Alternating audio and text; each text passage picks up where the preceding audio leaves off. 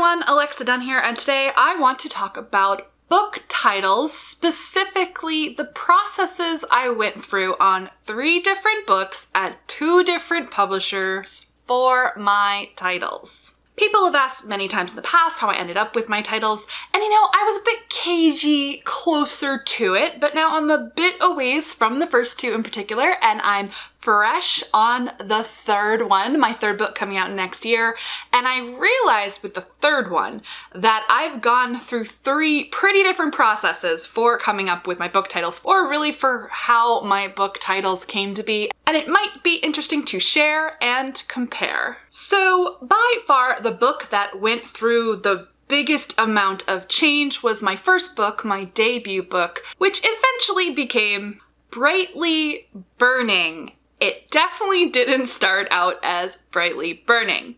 This one went through a journey to get its title.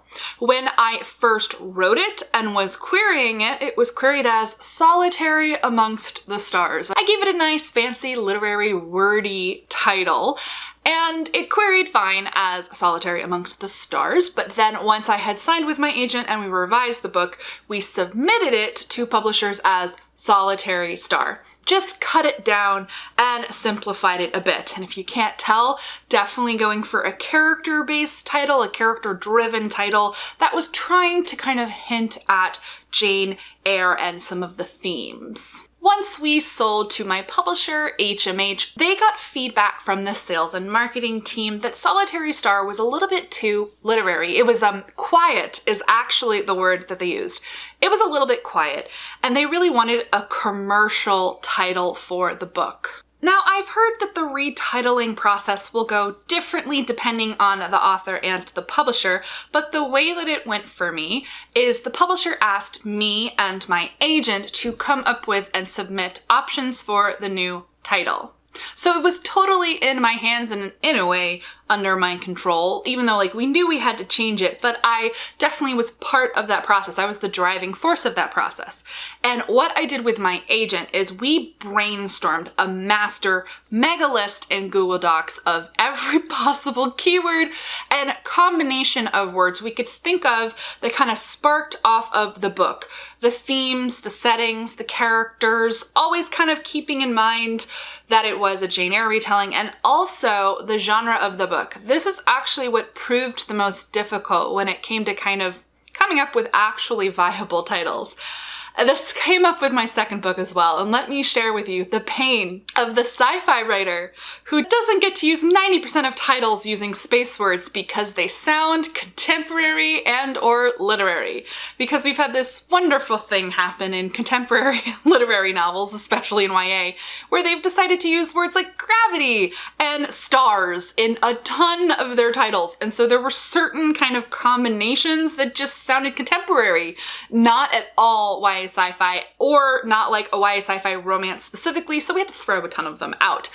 Finally, we narrowed it down to our 5 favorites, my agent and I, ones that we would be perfectly happy with if they chose any of the 5.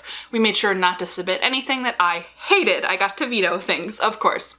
So we submitted that list of 5 to my publisher, and then we left it in their hands, in the hands of my editor and the sales and marketing team, to pick the one that they liked best. Funnily enough, Brightly Burning is not actually the title I submitted on that list of 5. I submitted Brightly Burning Stars. They hacked off the stars, simplified it to Brightly Burning, and that is how we ended up with my title. Book 2 was a slightly different process because we were going in cold and we were doing this together.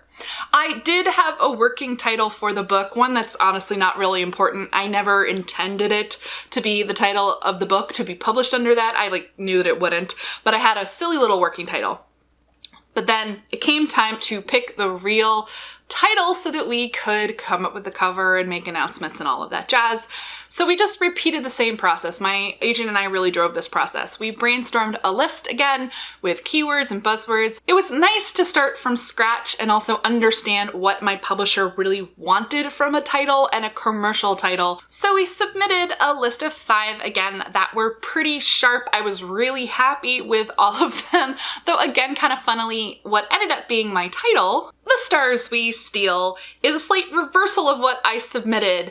I submitted We Steal the Stars, and it ended up The Stars We Steal, which ultimately I like better. Though the funny thing about The Stars We Steal is that once they had picked it, I was like, that's a snippet of a lyric from The Greatest Showman, which I had definitely been into when I was brainstorming titles, but it really wasn't intentional, but I think it's kind of funny, and there you go. And we liked The Stars We Steal because it had like an action to it. It felt kind of very, it's saying something, but it's a little spacey and a little bit romantic. It has like an intrigue to it, so really, really happy with that one.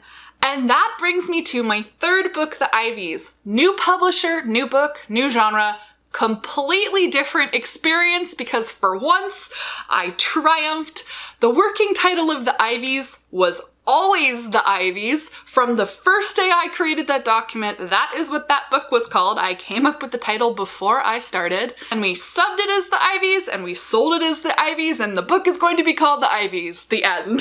So sometimes it does happen that you just hit on the right title for a book and you get to keep it all the way through. So I guess the lesson here is you can't always predict what your publisher is going to want, but if you really know your genre and understand commercial titles, you can hit a home run. I thought long and hard about the title for The Ivies. Like, I really kind of thought about thriller title trends, both in YA and in adult. I did my Google foo, my Amazoning to make sure that there wasn't a book with that title, and it just fits the theme of the book so well. It's got a dual meaning. So yeah, that one just kind of happened.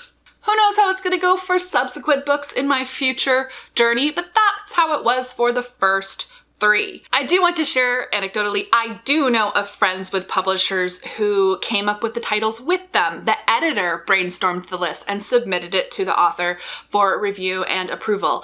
It really just kind of depends on what your editor wants to do, or even sometimes how the marketing and sales team feels. Sometimes they're the ones coming up with titles, but obviously in my cases, it's been me and my agent driving the boat, and it has worked out for me. Let me know down below in the comments if you have any questions about the whole titling process, and give this video a thumbs up if you like it, and I will make more videos about my publishing journey and process. If you're not already subscribed to the channel, go ahead and do that. I post new videos 2 to 3 times a week, and as always guys, thank you so much for watching, and happy writing.